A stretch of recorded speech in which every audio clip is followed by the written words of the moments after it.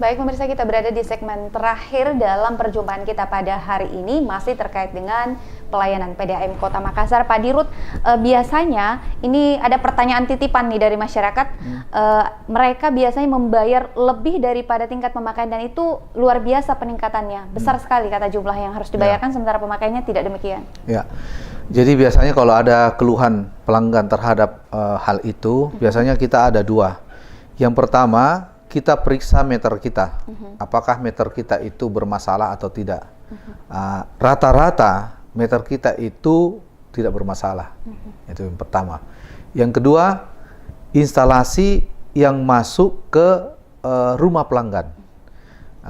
Kalau dia setelah lewat meter kita, sebenarnya itu sudah bukan tanggung jawabnya PDAM, makanya dia terukur, dia pasti kelihatan di situ.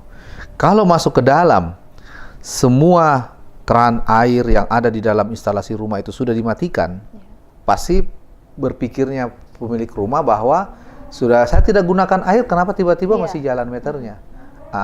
Yang harus diantisipasi adalah apakah itu terjadi kebocoran instalasi di dalam rumah. Ini yang paling banyak kejadiannya.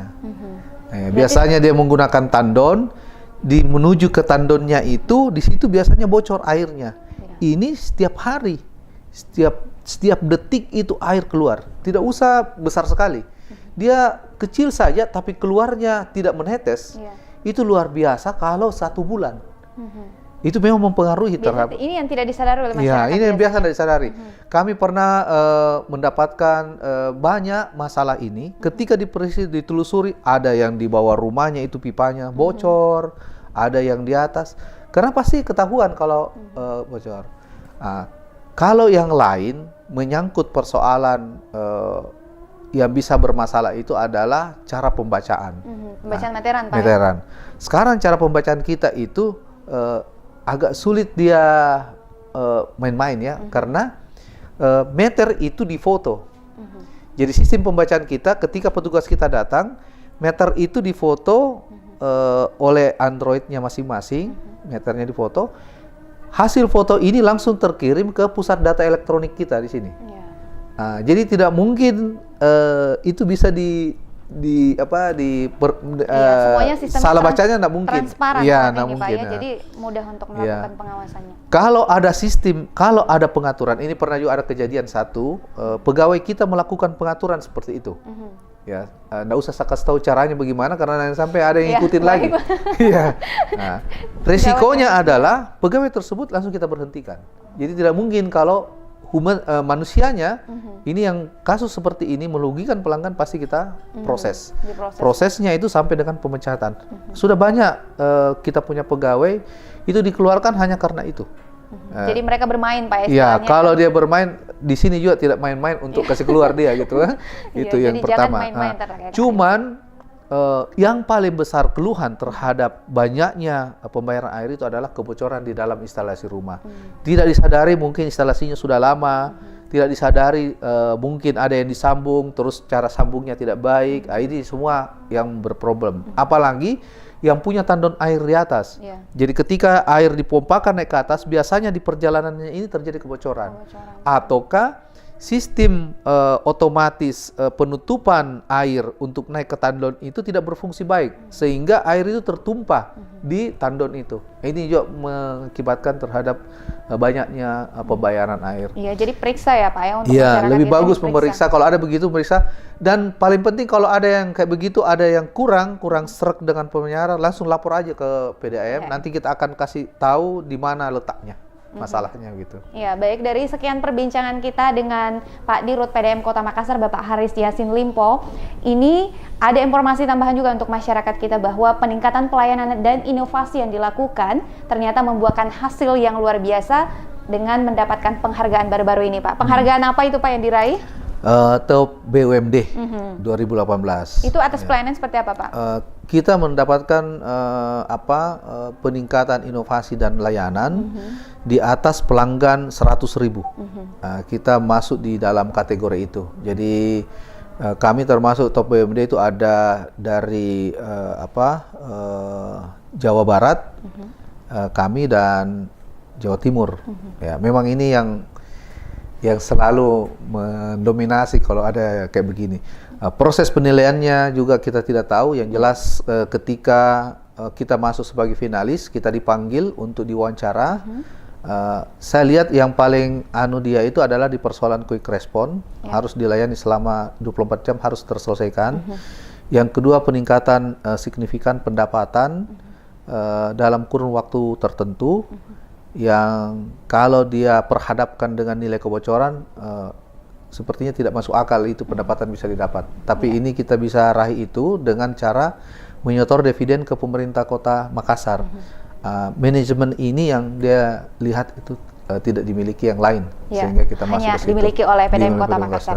Ya, terkait dengan pendapatan Pak, kita berada dalam posisi laba rugi Pak atau apa? Laba. Kita laba setiap tahun itu 2 kali. 2 kali laba. 2 kali tambah besar peningkatannya.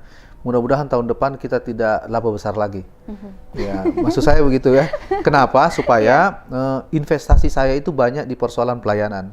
Karena tugas kami adalah bukan mencari laba sebenarnya. Tugas kami adalah melayani masyarakat. Ya, itu yang pertama. Yang kedua baru cari laba. Jadi saya juga heran kalau umpamanya kita disuruh diburu cari laba. Ini juga ya, saya juga ini seolah-olah jadi komersi dan pelayanan Pak ya. Padahal sebenarnya air itu kebutuhan masyarakat yang harus kami layani, air bersihnya. Makanya pembiayaan kita itu sebenarnya tidak ada untung. Yang ada adalah full cost recovery. Jadi pengembalian biaya produksi itu yang dibayar oleh masyarakat. Tidak ada untung. Kalau ada keuntungan berarti dalam hal manajemen dilakukan terhadap efisiensi. Nah, ini perlu disadari oleh masyarakat bahwa kalau PDAM mau cari laba, ngapain mau layani masyarakat yang di pinggir? Untuk apa? Lebih bagus saya fokus kepada yang harga yang lebih tinggi. Harga lebih tinggi itu rata-rata niaga. Itu di sini lebih sering berteriak dibanding masyarakat, karena kami harus membagi air ke masyarakat, gitu. Itu kalau mau cari laba. Jadi tapi yang diutamakan adalah sistem pelayanan ya. Pelayanan, masyarakat harus dapat semua air sebenarnya, intinya itu. Bukan untuk mencari keuntungan. Jadi mudah-mudahan semua bisa mengerti posisinya PDAM Makassar. Iya, kita berada di segmen terakhir Pak, himbauan untuk masyarakat terutama saat Ramadan ini Pak. Intensitas penggunaan air akan meningkat 3 kali lipat dari biasanya. Ya, yang pertama bahwa khusus Ramadan ini kami mengeluarkan kebijakan bahwa seluruh rumah ibadah khususnya masjid kami gratiskan pada bulan Ramadan ini. Itu jadi penggunaan, bukan berarti kami gratiskan itu berarti semua berbondong-bondong ambil air di masjid. Bukan itu maksudnya. Maksudnya ini digunakan untuk orang mau melaksanakan ibadah. Kenapa kami gratiskan? Apabila ada sesuatu yang terjadi di masjid itu yang tidak melalui meter, semua bisa halal, begitu maksudnya. Sehingga ibadahnya bisa lebih khusyuk. Itu yang pertama. Yang kedua, mohon kepada masyarakat untuk lebih berhemat. Kita nanti ini masuk kepada tahap kemarau. Ya, mohon segala sesuatunya kita persiapkan lebih awal, khususnya dalam hal penyediaan air bersih itu pada saat air jalan itu kalau bisa kita menampung. Demikian juga pada bulan Ramadan ini, khususnya daerah-daerah yang rawan, khususnya utara timur kota, ketika air jalan tidak bersamaan itu dimanfaatkan untuk melakukan penampungan air. Waktu-waktu yang rawan untuk pemanfaatan air itu besar adalah pada saat waktu imsak maupun menjelang buka puasa. Itu waktu yang paling sering dimanfaatkan oleh masyarakat, pemakaiannya sangat tinggi. Itu dihindari. Jadi kalau umpamanya mau menggunakan air di luar waktu untuk makan dan minum, sebaiknya di luar waktu itu. Jadi kalau mandi, jangan usah mandi sore dulu, umpamanya seperti itu, pindah ke tempat lain lah begitu waktunya.